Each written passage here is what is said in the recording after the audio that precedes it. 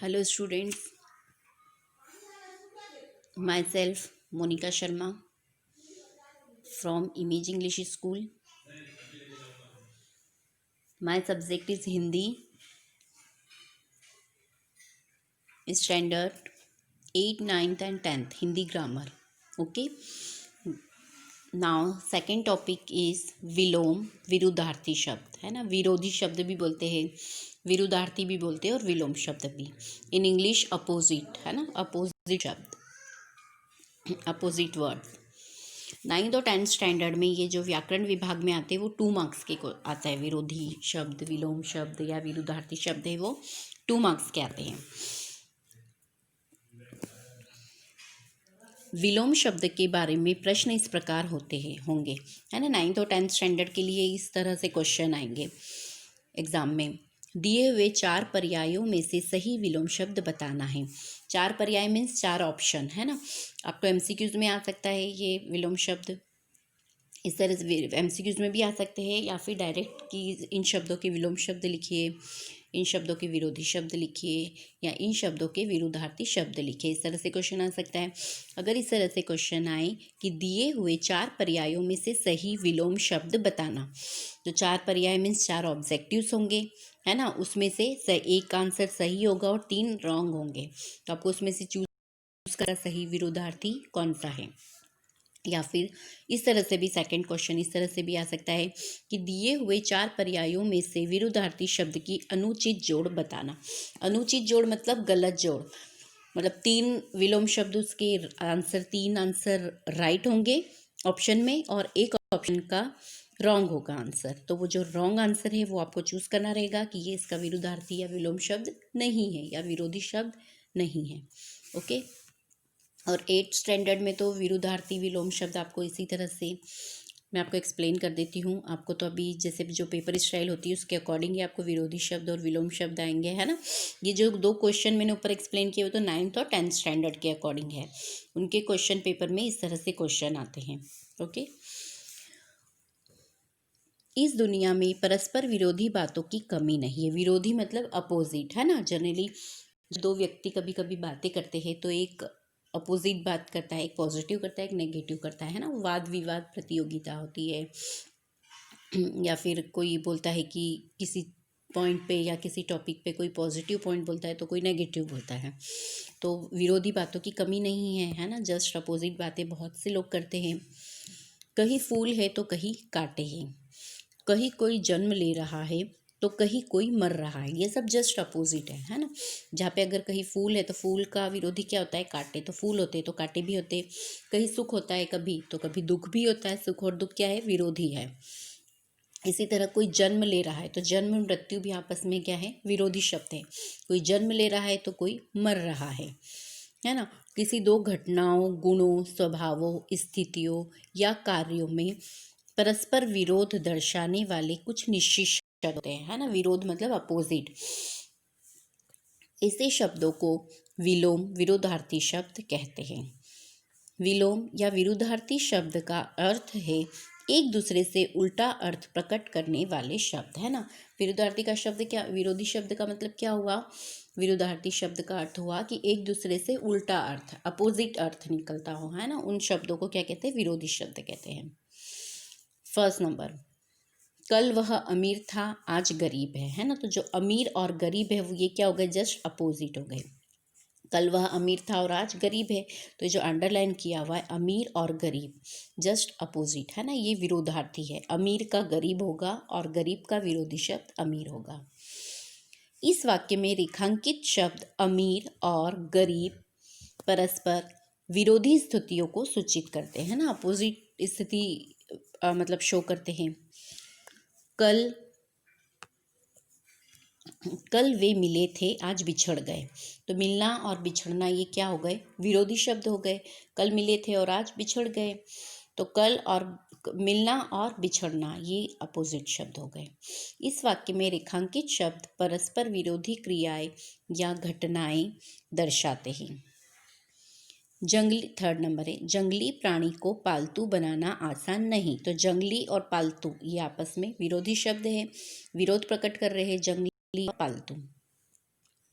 इस वाक्य में रेखांकित शब्द जंगली और पालतू प्राणियों के दो वर्गों के विपरीत गुण या स्वभाव को सूचित करते हैं।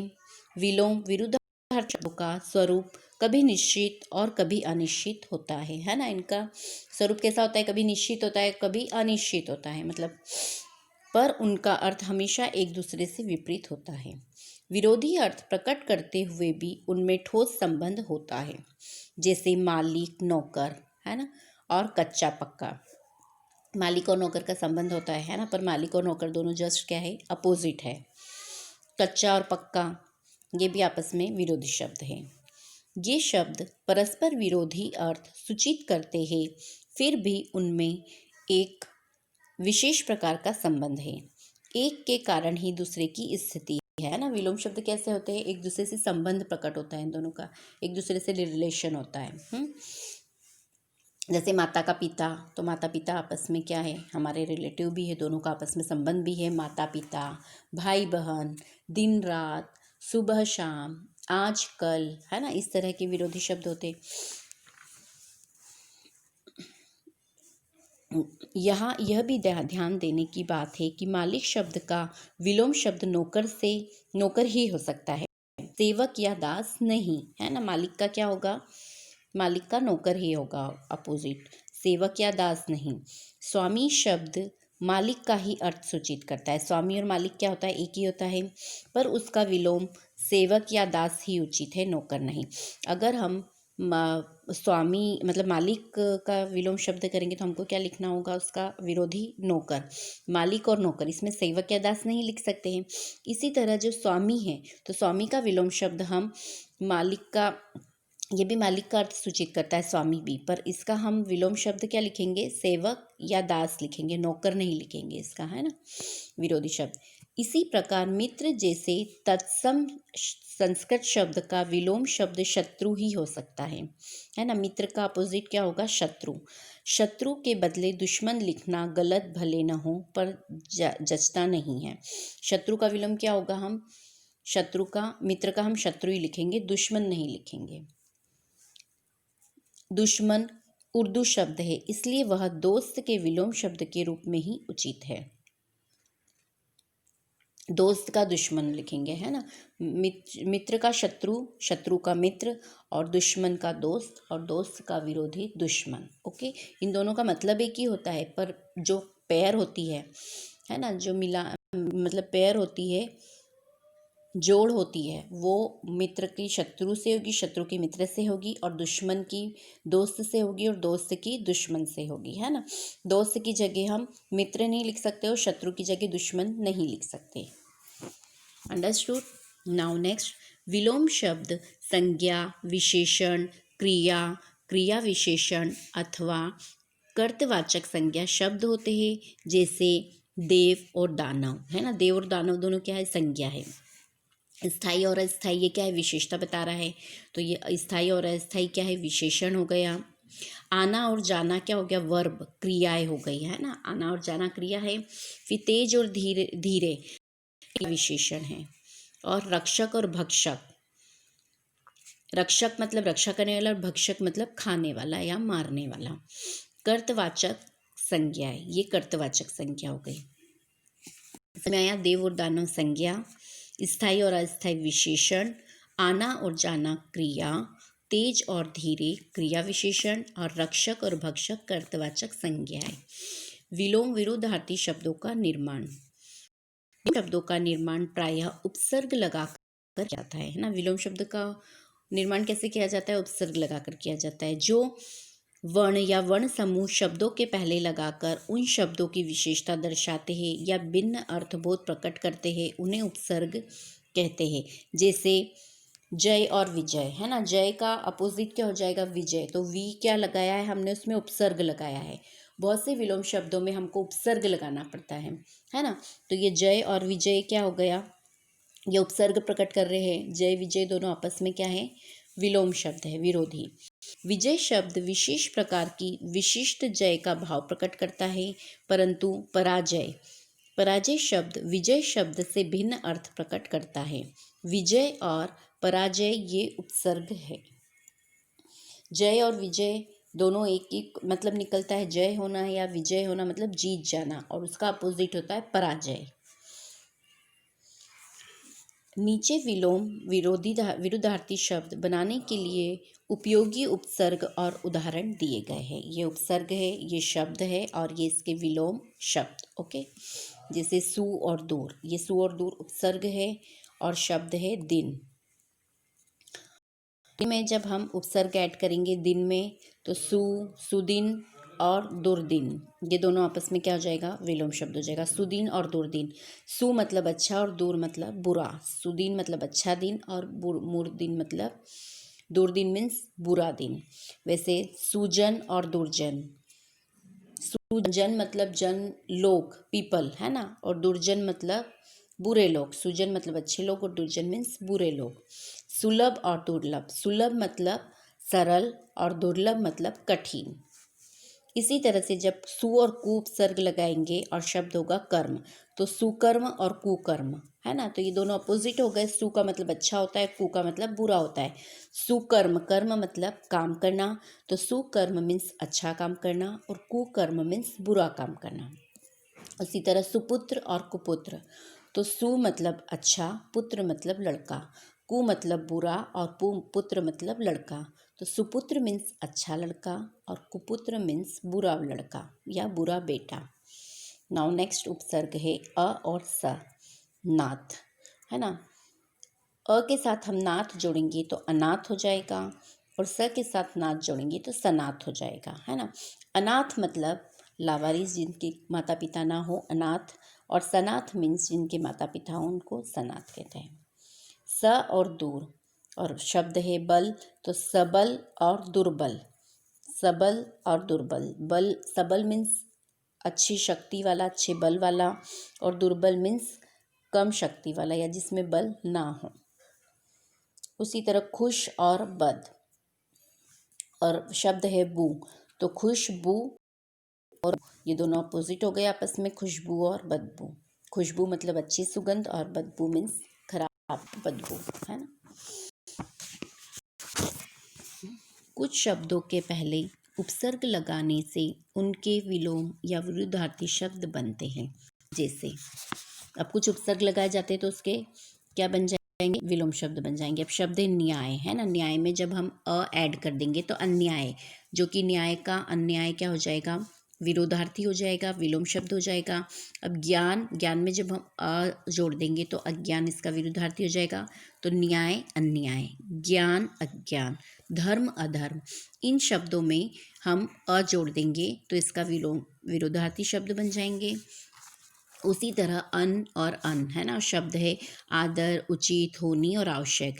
आदर का अनादर, उचित का अनुचित, होनी का अनहोनी और आवश्यक का अनावश्यक। इस तरह आदर में जब हम अन जोड़ेंगे तो अनादर, उचित अनुचित, होनी फिर अनहोनी अनहोनी, आवश्यक अनावश्यक, है ना। इस तरह से इसके विरोधी शब्द हो जाएंगे।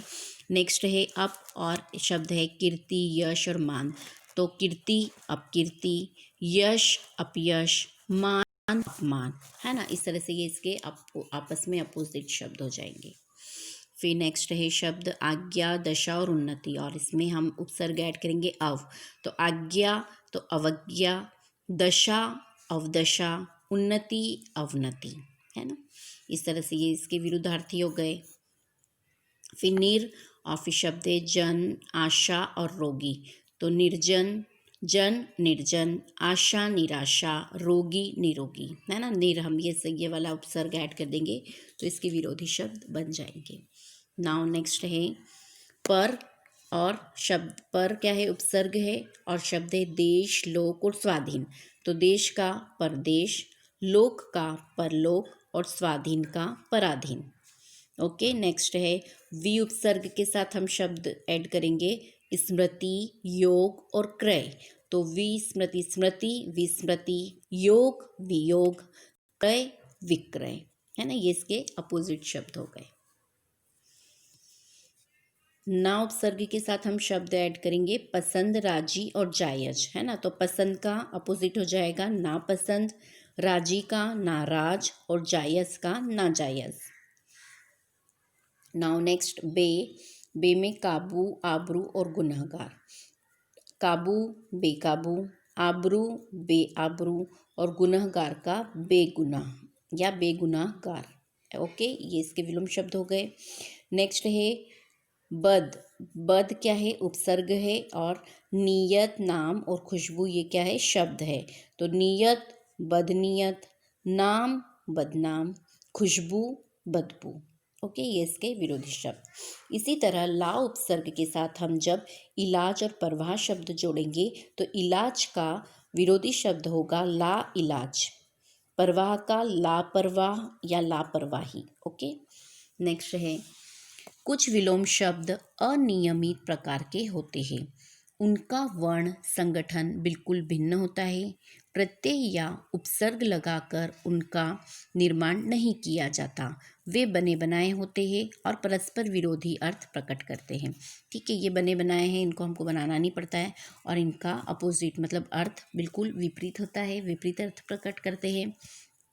पालतू का जंगली, निंदा का प्रशंसा, कच्चा का पक्का, अंदर का बाहर, मित्र का शत्रु, यजमान का मेहमान, कंजूस का उदार, युद्ध का संधि, कोमल का कठोर, वरदान का अभिशाप, प्रत्यक्ष का परोक्ष और विराट का लघु। ओके, विराट मतलब बड़ा, विशाल, और लघु मतलब छोटा। इस प्रकार विलोम विरुद्धार्थी शब्दों में अर्थ की भिन्नता का महत्व है। शब्द चाहे उपसर्ग सहित हो या उपसर्ग रहित, उसके अर्थ में विरोध का पूर्ण भाव होना चाहिए। महत्वपूर्ण विलोम शब्द, इस तरह कुछ एक्स्ट्रा इम्पोर्टेंट विलोम शब्द है, जैसे प्रथम का अंतिम, प्रथम मतलब पहला, अंतिम मतलब आखिरी, प्रथम का अंतिम। अधोगति का प्रगति और ऊर्ध्वगति दोनों आएगा। पुरातन का नूतन, पुरातन मीन्स पुराना, नूतन मतलब नया। स्वर्ग और नर्क। शूल का फूल, धनवान का निर्धन, उत्थान का पतन, निर्माण का ध्वंस, अमर का मर्त्य या नश्वर, दोनों में से दोनों हो सकते, दोनों है, राइट है।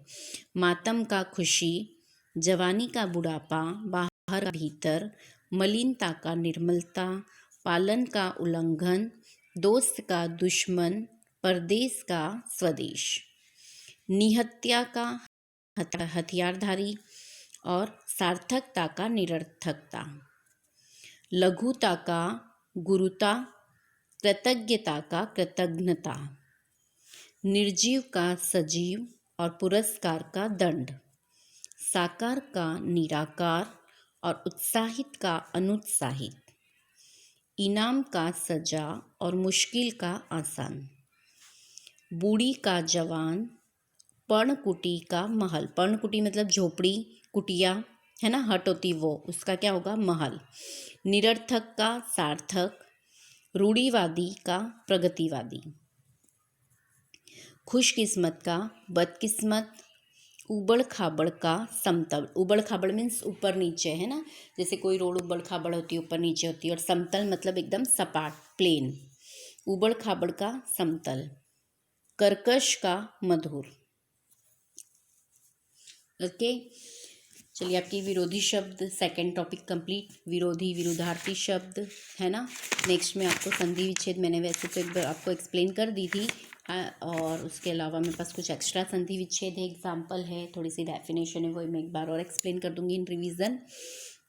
नाउ विरोधी शब्द एंड कंप्लीटेड। ये विरोधी शब्द आपको मैंने जो बताया, इसमें से जो भी विरोधी शब्द है, जैसे अमीर का गरीब, मिलना का बिछड़ना, जंगली का पालतू, मालिक का नौकर, कच्चा का पक्का, और मालिक का नौकर के बाद में आएगा आपका स्वामी का दास या सेवक, शत्रु का मित्र और दुश्मन का दोस्त।